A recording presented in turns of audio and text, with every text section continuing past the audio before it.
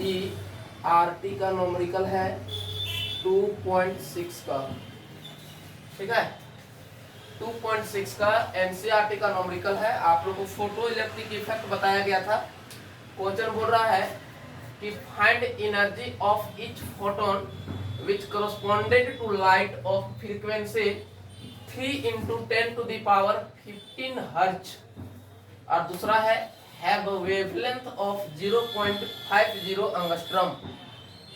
बोल रहा है कि एनर्जी निकालिए फोटोन का, फोटोन्स का मतलब लाइट, लाइट का एनर्जी को निकालने के लिए बोल रहा है कि लाइट के एनर्जी को निकालिए और बताइए कि उसका फ्रीक्वेंसी दिया गया है। फर्स्ट नंबर क्वेश्चन का फ्रीक्वेंसी दिया गया है, तो लाइट का एनर्जी क्या होगा, फोटोन का एनर्जी क्या होगा।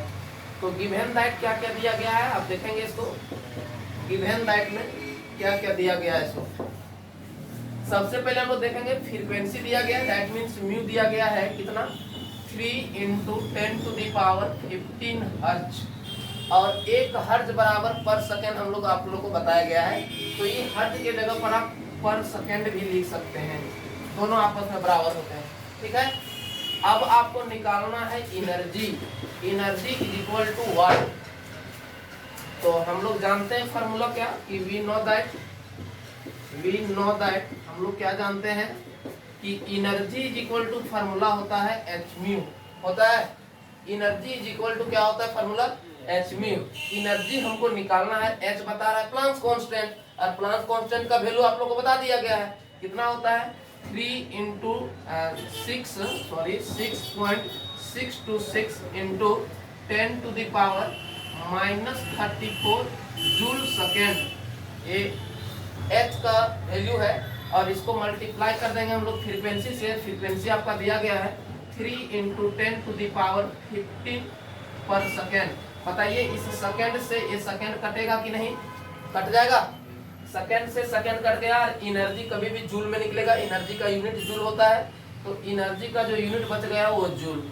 अब क्या करेंगे आगे, इसी क्वेश्चन को देखेंगे इधर कि ये जो 6 देखो इधर 3 बच गया, इधर 6.626, तो लिखेंगे 3 into 6.626 into 10 to the power। देखिए तो इधर जब बेस सेम रहता है तो पावर भी सेम हो जाता है, तो -34 में 15 चला जाएगा तो कितना बचेगा बताइए, -34 है उसमें से 15 चला जाएगा तो 14 में से 5 जाएगा, कितना बचेगा 9 बचेगा। यहाँ कितना बचा 2 1 तो 119, -19 बचेगा इस पे पावर, ठीक है ना, और जूल में बचेगा। अब इसको आप मल्टीप्लाई कीजिए, जो आएगा आपका एनर्जी का वैल्यू आ जाएगा। समझ में आया कि नहीं, इस दोनों को मल्टीप्लाई कीजिए, मल्टीप्लाई करने के बाद जो आंसर आएगा वो आपका एनर्जी निकल गया। This is your first question का आंसर। समझ में आया। नेक्स्ट क्वेश्चन देखेंगे, सेकंड नंबर में क्या बोल रहा है, वेवलेंथ दिया गया है 0.50 एंगस्ट्रॉम, और इसमें भी बोल रहा है आपको कि निकालिए क्या, एनर्जी, एनर्जी निकालने के लिए बोल रहा है। तो इस तरह के क्वेश्चन को कैसे ट्रीट करेंगे देखेंगे थोड़ा सा। दूसरा नंबर क्वेश्चन का आंसर, सेकंड नंबर एनसीईआरटी का ही क्वेश्चन है, बोल रहा है कि वेवलेंथ दिया गया है, इसमें भी आपको बोल रहा है कि एनर्जी निकालिए। तो सर फार्मूला हमको देखो, यहाँ लैम्बडा दे दिया गया आपका 0.50 एंगस्ट्रॉम, और आपको पूछ रहा है यहाँ भी कि आप एनर्जी निकालिए सर, तो कैसे निकलेगा एनर्जी इसका। तो हम लोग जानते हैं ना कि एनर्जी इज इक्वल टू ये फार्मूला होता है एच म्यू, और आप लोग को ये भी बात को पढ़ाया गया है कि एनर्जी इज इक्वल टू जो एच म्यू है, तो एच को इसको थोड़ा खींचेंगे तो आपको रिलेशन नहीं पढ़ाया गया था कि frequency into lambda is equal to C होता है, पढ़ाया गया था कि नहीं।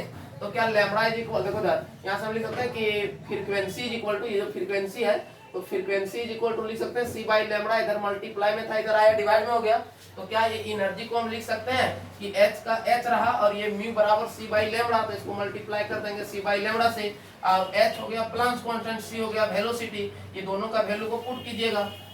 कैसे पुट करेंगे देखो थोड़ा सा, इसका देखो एच का वैल्यू होता है क्या 6.626 इंटू 10 टू द पावर कितना होता है बोलो, -34 जूल सेकेंड इंटू वेलोसिटी का वैल्यू कितना होता है, तो वेलोसिटी का आपको बताया गया है 3 into 10 to the power 8 metre per second, metre per second, इस बात को आपको बताया गया है पर मीटर सेकेंड। और देखो लैम्बडा है नीचे में तो डिवाइडेड बाई लैम्बडा का वैल्यू कितना दे दिया गया, देखो तो 0.50 एंगस्ट्रॉम, और आपको बताया गया है कि 1 एंगस्ट्रॉम बराबर कितना होता है इस बात को आप लोगों को पढ़ाया गया है कि 1 angstrom is equal to 10 to the power minus 10 metre.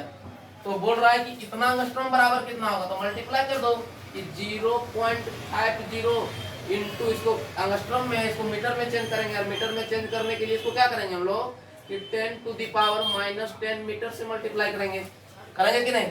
अब देखिए ये मीटर और ये मीटर कट जाएगा, ये पर सेकंड से ये सेकंड कट जाएगा, इस सबको गुना भागा कीजिएगा, सॉल्व करके जो आंसर आएगा जूल में बचेगा, और एनर्जी हमेशा जूल में निकलता है। क्या ये क्वेश्चन आप लोग को समझ में आया कैसे बनाया सो कि नहीं समझ में आया? तो इसको उतारिए, फिर इसी तरह का एक नेक्स्ट क्वेश्चन आप लोग को दिया जाएगा। उतारिए इसको।